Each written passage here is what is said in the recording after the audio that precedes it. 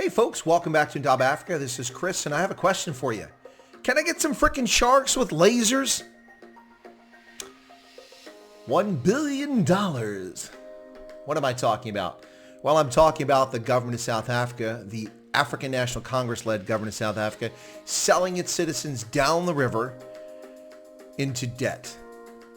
Let's talk about that situation and what's actually going on in South Africa with regards to debt.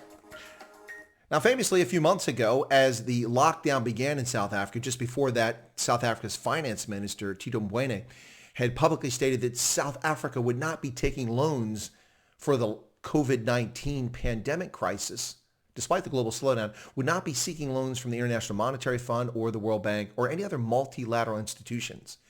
Now, the government of South Africa arrogantly said that this was not going to happen because those institutions would not be impinging on the ANC's sovereignty and impinging on South Africa's sovereignty. Now, as I noted early on, before the World Bank or the IMF ever introduced any COVID-19 relief funds for countries around the world, I stated unequivocally, categorically, that we could expect that conditions would be thin or non-existent for these loans. In fact, what happened? The IMF and World Bank have made loans to countries around the world, particularly in Africa, to help tide them over, to help them survive the COVID-19 crisis as public finances have dried up with the dearth of economic activity taking place in many countries around the world. So the terms are 1% on these loans, which after inflation basically means that the country repaying the loan is paying back less than they actually borrowed in real dollar terms. And there are no structural adjustment policies attached to these loans because this is an unprecedented black swan event. And the governors of both the IMF, the directors of the IMF and of the World Bank recognize this as an unprecedented event on a global scale. But arrogantly, the African National Congress decided that it was simply not going to borrow this money from the outset and made these statements, despite the fact that the coffers were bare in Pretoria and there's no money left in the bank, owing to the ANC's mismanagement through its capricious and useless macroeconomic policies like broad-based black economic empowerment, which is racially discriminatory and harms all South Africans, and the threat of expropriation without compensation, and an amendment to the Constitution, Section 25 of which allows for expropriation with compensation. But the government has cast a cloud over South Africa's economic development as a consequence of these and other policies which undermine investment and entrepreneurialism. So what's happened since then? Well, ladies and gentlemen, since then, oh boy, times change. The African National Congress came out and changed its mind. After watching country after country receive emergency assistance from these multilateral institutions, the South African government quietly approached the IMF to beg for money. Please, sir, can I have some more soup, please? Please, sir, more soup? Yes, that's right. The ANC approached the IMF and agreed on July 27th to a $4.3 billion U.S. loan from the IMF on July 27th. But that's not all, folks. On June 20th, the African National Congress-led government in Pretoria also borrowed $1 billion from the New Development Bank, or the BRICS Bank as it's known, the $1 billion on the 20th of June. So that makes $5.3 billion. But that's not all, folks. There's more. This one didn't get much attention, but on July 22nd, the African Development Bank also loaned Pretoria another $288 million, thereby raising the total to nearly $6 billion of emergency COVID relief with virtually no conditions attached. Those who live in South Africa who worry about the use of this money and where it will wind up are rightly concerned about accountability for this money. We've just seen President Cyril Ramaphosa go on television and claim that dozens, if not hundreds of companies had been involved in tender fraud and COVID emergency supplies for personal protective equipment and things like that, and that the government is going to have to get the SIU involved to investigate all these issues, as well as food parcels being stolen by cadres and misused and not delivered to the needy South Africans. So what's going to happen to this nearly $6 billion?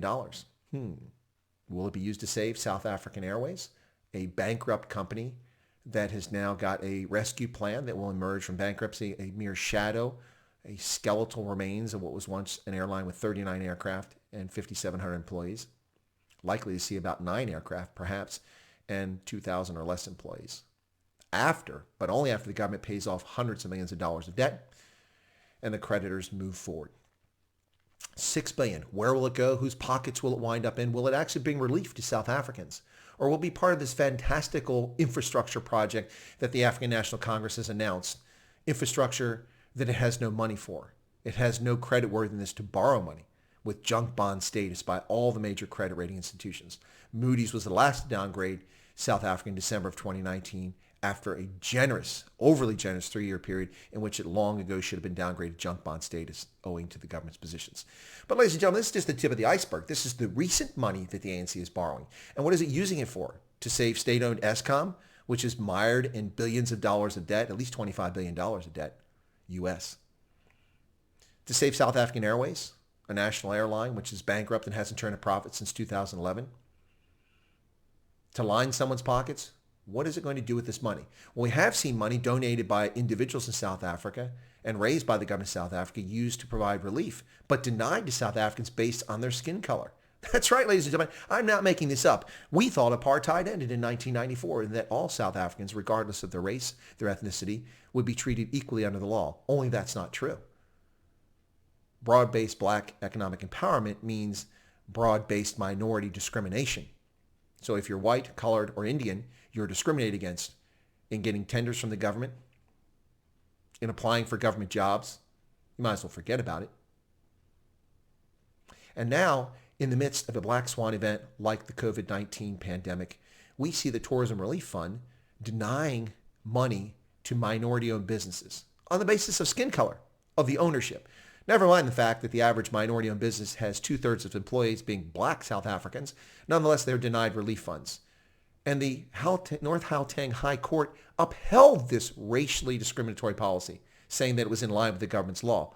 Well, so what? The government's law is wrong. It's morally bankrupt, and it isn't right. So there you go. But it gets worse, ladies and gentlemen. It gets far worse than this. I haven't even begun to dip into this, but we'll just cover this very quickly with a couple more points about debt in South Africa. In May of 2019, the China Development Bank loaned $481 million to Eskom, or 7 billion rand at the time, from a $2.5 billion credit facility. So the China Development Bank already poured $500 million into Eskom last year. In addition, in 2018, famously, the China Development Bank gave South Africa $25.8 billion as part of a then 370 billion rand rescue package, economic stimulus package for South Africa. Well, we see how well that worked. The country's credit rating slipped to junk bond status in December of 2019 with all credit agencies, despite $26 billion of stimulus money from China. So what happens now, ladies and gentlemen? South Africa is not the only country in the world with high debt. The United States is borrowing money like drunken sailors. European countries do the same. But the difference is the United States and European countries have the capacity to pay this money back. South Africa does not. And where's the money going? What is it accomplishing? So there you go, ladies and gentlemen. That's what's happening. So as Dr. Evil would say, can I get some frickin' sharks with lasers here? Because we're talking about $1 billion. Actually, a lot more than $1 billion. Ladies and gentlemen, this is a little discussion about the current situation with the International Monetary Fund's $4.3 billion loan, emergency loan to South Africa, after South Africa arrogantly said it would not be borrowing money from the IMF. That comes on top of a $1 billion new development bank loan on June 20th of 2020 and a 22 July African Development Bank loan of $288 million, bringing that total to nearly $6 billion in emergency loans to South Africa, a bankrupt country, I should say. If you found this video interesting or compelling, and you're not a subscriber, I ask that you take a moment and subscribe to the channel by pushing that subscription button right down there.